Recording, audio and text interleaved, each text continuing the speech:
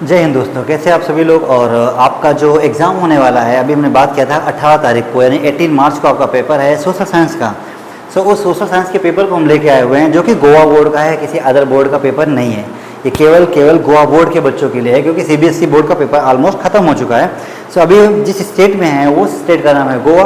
ये हमारी जो एकेडमी है वो है साउथ गोवा में, लेकिन होल एंटायर गोवा के बच्चों के लिए, गोवा के स्टूडेंट्स के लिए स्पेशली ये पेपर बनाया गया है सोशल साइंस, जिसमें बहुत सारे बच्चों को प्रॉब्लम क्रिएट होती है कि सर किस तरीके से एमसीक्यू क्वेश्चन आएंगे, कैसे हम इनको सॉल्व करेंगे, कोई ट्रिक हो तो बता दीजिए। तो बहुत सारे उसमें कुछ क्वेश्चन हम लेके आए हुए हैं, जिसमें आपको समझने में बहुत अच्छा लगेगा। वन बाय वन हम करके बात करेंगे पेपर की। आप परेशान मत होइएगा, जब तक हेमंत सर हैं आपको दिक्कत कोई नहीं होगी। और उसमें से हम पूरा पेपर सॉल्व नहीं करेंगे।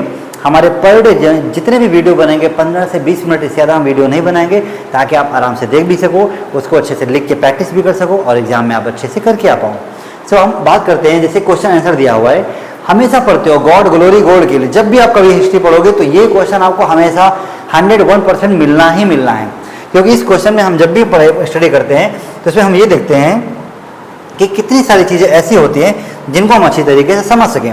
अगर हम वन बाय वन करके बात करते हैं तो इसमें हमारा फर्स्ट क्वेश्चन है गॉड ग्लोरी एंड गोल्ड।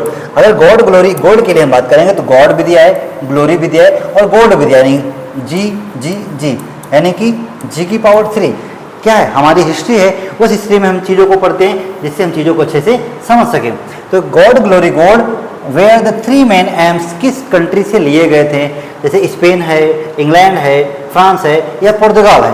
आपने फ्रेंच रिवोल्यूशन पढ़ा, और फ्रेंच रिवोल्यूशन है कि फ्रांस की कैपिटल क्या है, हमारी पेरिस। लेकिन इसमें अगर हम बात करेंगे तो जब हम बात करते हैं क्या क्या चीज़ें, स्पेन है, इंग्लैंड है, पेरिस है, यानी कि पुर्तगाल है। तो इसमें स्पेन, इंग्लैंड, फ्रांस और पुर्तगाल। आपको पता था कि जब भी हम कभी हिस्ट्री की बात करते हैं तो 1492 में सबसे पहले कोलंबस आया था, जिसने अमेरिका की डिस्कवरी की थी, जबकि वो जा रहा था इंडिया की डिस्कवरी करने। और आफ्टर 6 ईयर लेटर पोर्तुगीज, यानी कि वास्को डी गामा, जो कि स्पेन के जस्ट नीचे ही है, वो आते हुए कहाँ, साउथ अफ्रीका से आते हुए केप गुड होप आए, वहाँ से इंडिया कालीकट आए, जहाँ पे इंडिया की डिस्कवरी की। तो जब बात करते हैं गॉड ग्लोरी गोल्ड के लिए, तो हमेशा याद रखिएगा जो हमारा ऑप्शन होगा ऑप्शन नंबर ए, यानी कि स्पेन। ठीक है, हम सेकंड क्वेश्चन की बात करते हैं, और ये क्वेश्चन आपके काफ़ी ज़्यादा चांसेस है करने के लिए। और मैं फिर बोलता हूँ कि 100% की हमारी कोई गारंटी नहीं होती है, लेकिन हाँ, जितने स्टूडेंट अच्छे से तैयारी की हुआ है उनके लिए 90 to 95% इससे एबव भी हो सकता है। ठीक है, कोई दिक्कत नहीं।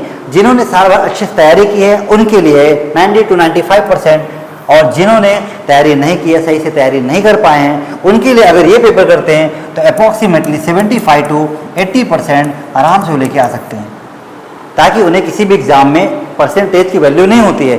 लेकिन परसेंटेज आपको तब मिलेगा जब आपके पास नॉलेज होगा। तो कोई भी एग्जाम अगर आप फॉर्म फिलअप करते हो तो उसके लिए परसेंटेज बहुत ज़रूरी है, लेकिन उसके लिए अगर नॉलेज जरूरी है तो परसेंटेज ऑटोमेटिक बन जाएगा। जितना आपके पास नॉलेज है उसका 19-20, अगर आपने 75 रखा, 72 या 77, ऐसे आपका परसेंटेज बनेगा। ओके, हम बात करते हैं नेक्स्ट क्वेश्चन की। The act pass by the British parliament in year 1773। अगर हम ईयर की बात करते हैं 1773 की, तो उसमें क्या ऐसा आया था जिसमें हमें बताया गया था कि किस पैक्ट के बारे में बात करते हैं। जब भी आप पढ़ोगे ऑप्शन नंबर है आपका टी एक्ट है, शुगर एक्ट है, टाउनशेंड एक्ट है या फिर स्टैम्प एक्ट है। तो आपको पता है कि टी जो उस पर टैक्स लगा दिया गया था, उसको समुद्र में सारी पेटियाँ फेंक दी गई थी। तो जो हमारा टी एक्ट है जिस पर उन्होंने टैक्स लगाया हुआ था, ठीक है, तो टी एक्ट 1773 का आपका हो जाएगा। हम नेक्स्ट बात करते हैं द फर्स्ट कॉन्टिनेंटल कांग्रेस। बहुत बार आता है, बहुत बार क्वेश्चन पेपर में आता है, लिख के रख लो, ऐसे क्वेश्चन तो कभी छोड़ने का ही नहीं। क्या the first continental congress was the convened at the, कहाँ पे, फिलाडेल्फिया, लेक्सिंगटन या फिर आपका कॉनकॉर्ड या बोस्टन। बोस्टन में तो टी पार्टी हुई थी जिसमें इसको बहुत सारे चाय की पेटियां फेंक दी गई थी। लेकिन जब बात करते हैं हम किसी फर्स्ट कॉन्टिनेंटल कांग्रेस की बात करते हैं तो याद रखिएगा हमेशा ऑप्शन नंबर आपका होगा ए, फिलाडेल्फिया। फिलाडेल्फिया याद रखिए, फिलाडेल्फिया किसके लिए, कांग्रेस के लिए। ठीक है, हम बात करते हैं एक आया था रोलेट एक्ट, ठीक है, और उसके बाद एक आया हमारा ब्लैक एक्ट। तो ये कहा गया कि the Rowlatt act was known, Rowlatt act को तुम जानते हैं, द ब्लैक एक्ट, ये ब्लैक एक्ट क्या होता है उसके बारे में समझते हैं। तो इसमें ये दिया गया they gave British government monopoly to produce salt in India. क्या भारत में साल्ट के बारे में ये ब्लैक एक्ट आया था? अच्छा, फिर second, it suggested dominion status to the Indians. क्या इसके लिए आया था ब्लैक एक्ट? या फिर it allowed the formation of अंतरिम गवर्नमेंट ऑफ इंडिया, जो भारत में लास्ट गवर्नमेंट बनी थी उसके लिए ब्लैक एक्ट आया था। या फिर ही authorities British officer to arrest anyone on suspension, यानी ब्लैक एक्ट जैसे हम बात करते हैं कि रॉयल एक्ट तो उस पर किया गया था, ठीक है। जब हम बात करते हैं 1919 में 1919 की बात करते हैं, उसी में ब्लैक एक्ट आया था। उसमें ये कहा गया था कि किसी को बिना किसी इजाज़त के बंदी बना लेना, किसी का कोई जुर्म नहीं फिर भी बंदी बना लेना, क्योंकि उस टाइम पे अंग्रेज थे, अंग्रेजों का शासन था, किसी को बिना किसी इजाज़त के वो बंदी बना लेते थे। तो ये कहा गया it authorise British officers to arrest anyone on suspension, बिना किसी को सस्पेंशन दिए हुए अरेस्ट कर लेना।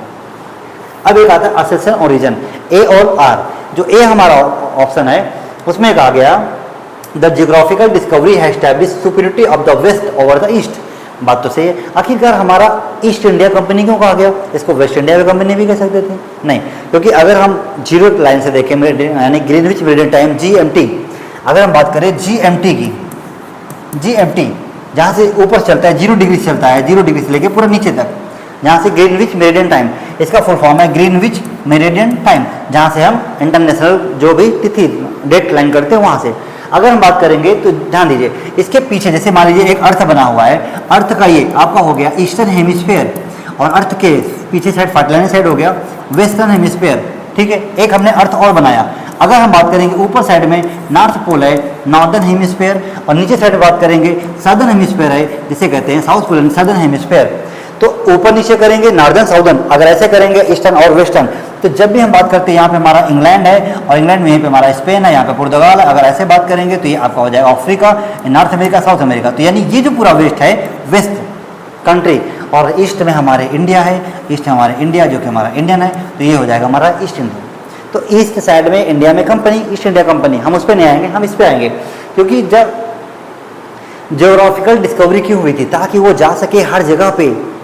वहाँ पे जाने का मतलब क्या है, वहाँ पे जाएंगे, लैंड की डिस्कवरी करेंगे, धीरे धीरे करके वहाँ पे जा करके अपना वर्चस्व स्थापित करेंगे, अपना पूरा मोनोपोली स्टैब्लिश करेंगे, फिर जो भी वहाँ की यानी कि सेना होगी, शासन जो भी है, उसको वहाँ से ख़त्म करेंगे। ये इनकी पॉलिसी थी, हर जगह पे जाने का, नए